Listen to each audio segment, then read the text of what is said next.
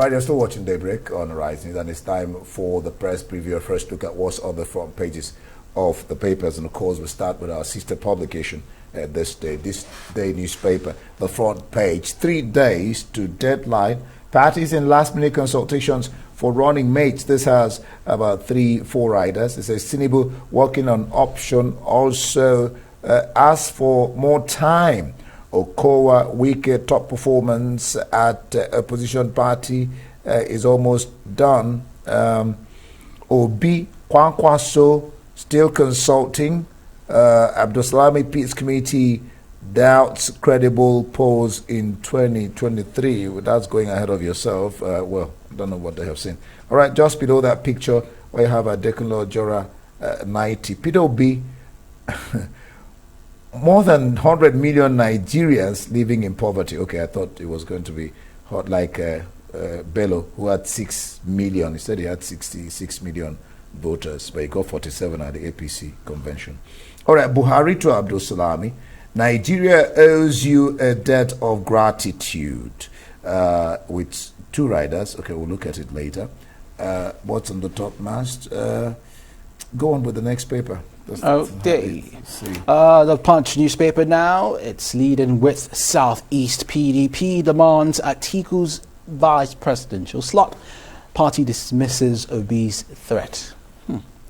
National electricity grid crashes from 3,703 megawatt to 9 megawatts. That's according to the federal government.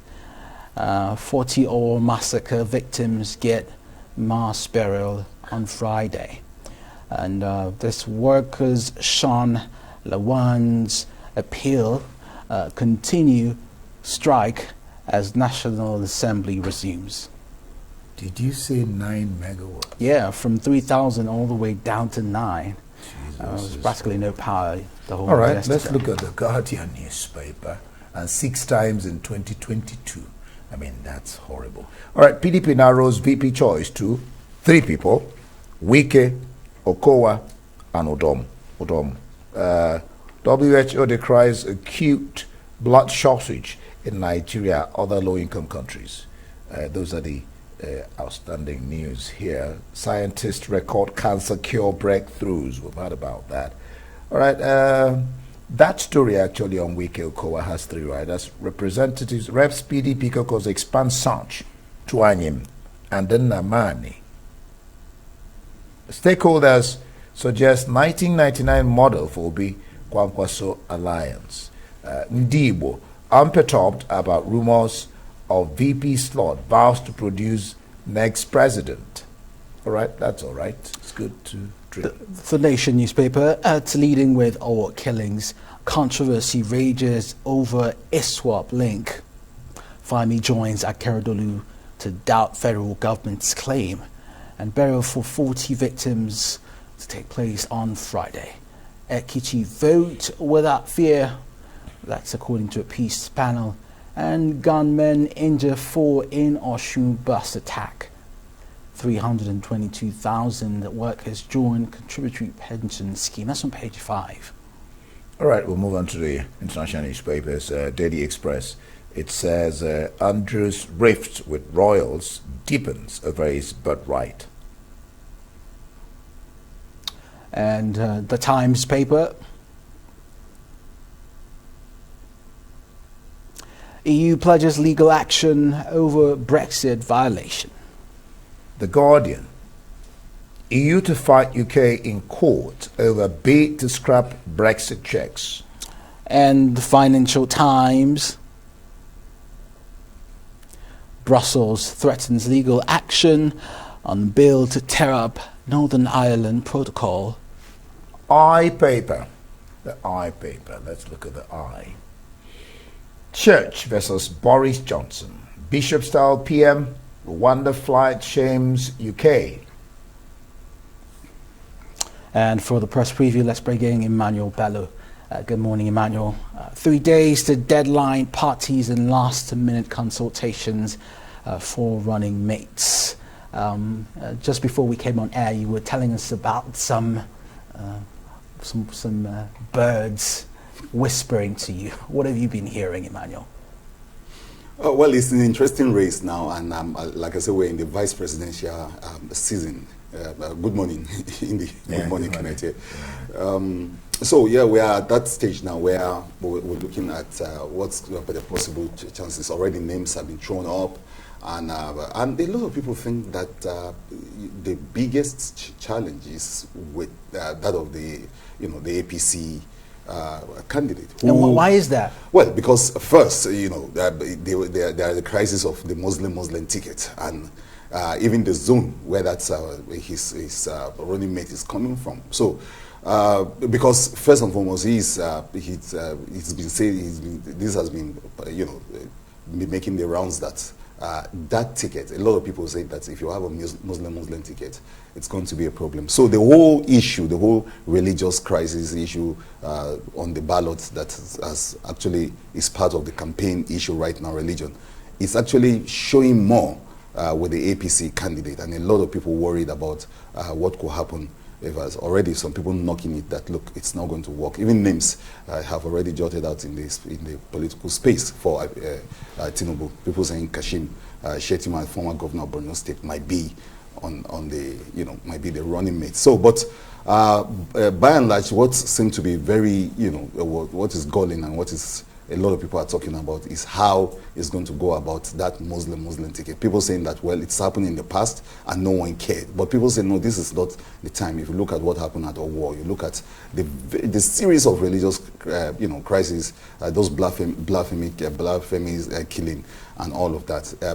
Everyone worries that religion is on the ballot this time around, and that it's become a very, very serious thing. And the delicate balancing how to do. But it's not just APC articles, APC said Tinubu that has that problem. Now the presidential candidate of the PDP also has to worry about that. In his own case, it's narrowed it to Wike Okowa and Udom Emmanuel, with some voices saying that Wike might actually bulldoze his way into that in his usual style. But people worry that Atiku is not the kind of person that needs a Wike at this time of the country's history. You need somebody that is, level-headed, calm. Maybe someone like, either Udom. That's what you think. But some people think that also fits an Udom Emmanuel, who is also in the race for the vice presidency. But don't forget that the Southeast is also making a serious claim to it. That okay, and that's where Okowa comes in. Exactly. So if you the Southeast. He's from the South. I think from what I read, he has kind of Igbo connection or something. Well, for the Southeastern, they want it in those Southeast states, and they're saying that, look, okay, fine, if we can't get the first slot, let's go for second fiddle. And there are people who are knocking on that and saying that, look, the Igbos have to be clear about this thing. You want the first position, you want to be president in this country, and now it's come down to saying, look, we can manage this second position. All that is problematic. What we're saying is a situation where Atiku himself has to also worry about who he's going to pick. The Atiku pick will actually also, speak strongly for, first, is the quality of that decision. Two, it will also speak very strongly to how he's going to balance the Christian challenge from the South, being a Muslim. Atiku himself saying that, look, he's the one that can bring that kind of unity, that he's a unifier of sorts. Now, well, whoever he picks from the South will determine that. He needs to also worry about that because the APC candidate is from the South. And with people saying that the South will just, vote in the APC because, the APC actually zoned part of the South. But it's a very tough period for Nigerians. If you vote in Tinubu, you are still voting in the APC, the party that, as far as Atiku is concerned, and I think a lot of Nigerians think is responsible. Well, you can't speak on Nigerians. Well, a lot of people saying that they are tired. Yes, well, there are a lot of people saying that, look, it's time for change.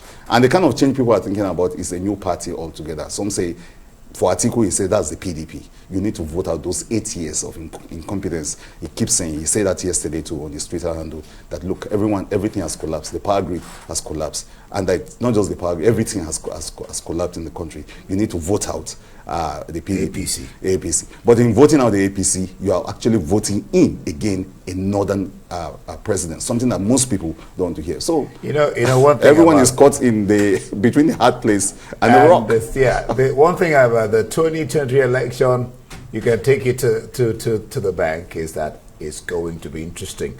It's neither here nor there. It's going to be tight. It's going to be interesting. And nobody really knows. We'll watch and see what gives. But let's go to the Nation newspapers. I am just wondering, or what killings, controversy rages over ISWAP link. I don't know why ISWAP or no ISWAP. Why is it a problem? Is that an issue?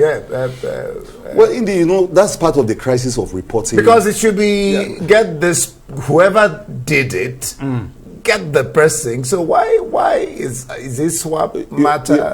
Part of the crisis of reporting the security crisis, even from when this whole thing started, it's actually knowing who did what, who done it, like they say. Yeah, so you have those crises at the wake of the Owo killings. You have all sorts of interpretations. Some people even say that it's some kind of internal thing that was going on there, and that Owo is known for those kind of things. Of course, and now the governor is saying that the federal government was too hasty in saying that, look, it's ISWAP that did it.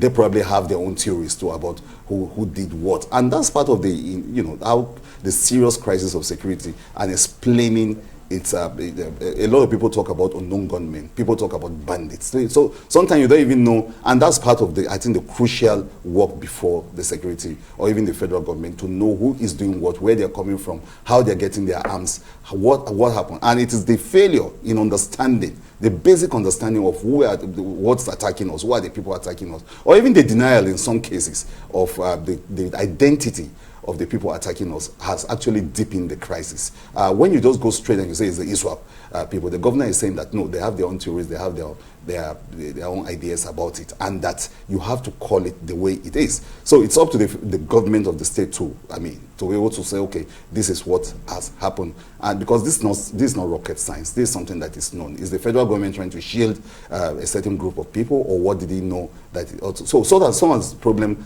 associated with the issue of security, you find out that people say they don't know what has happened and everything. But it's part of intelligence gathering to know, one, who are the people killing us? How did they get armed?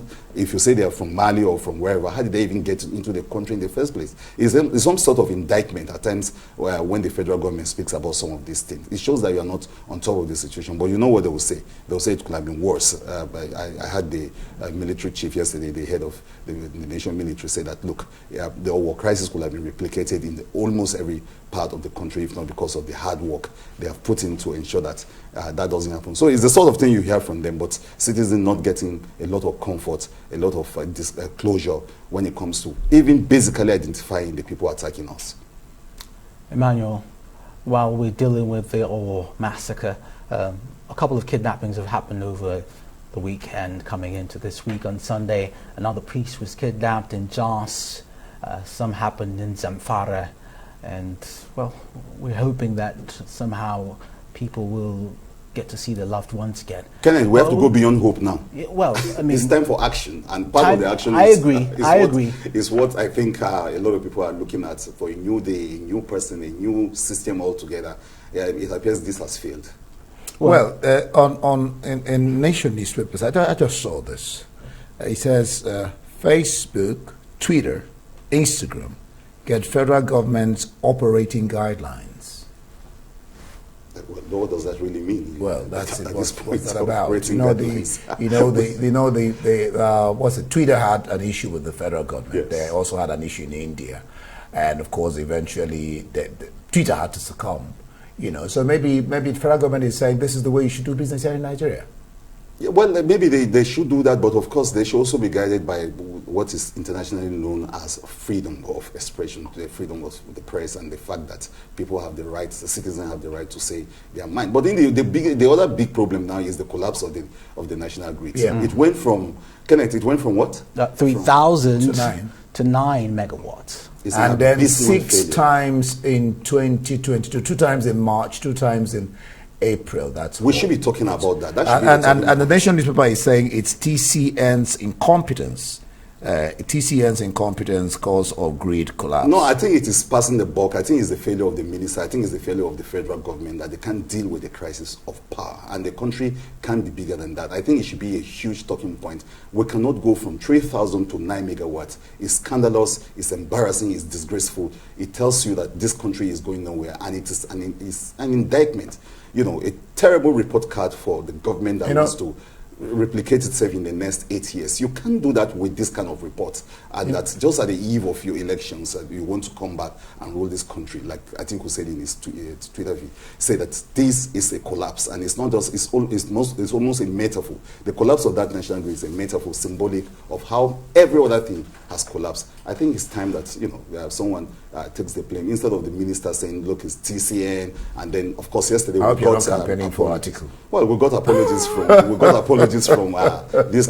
No one is campaigning for anyone, but we are calling out the problem the way it is. Indeed, I go home. If this is the first time, like you say, how many times? This is the first time that we are going from 3,000 to 9 megawatts. I mean, it's abysmal. It's abysmal. I go home yesterday and there was no.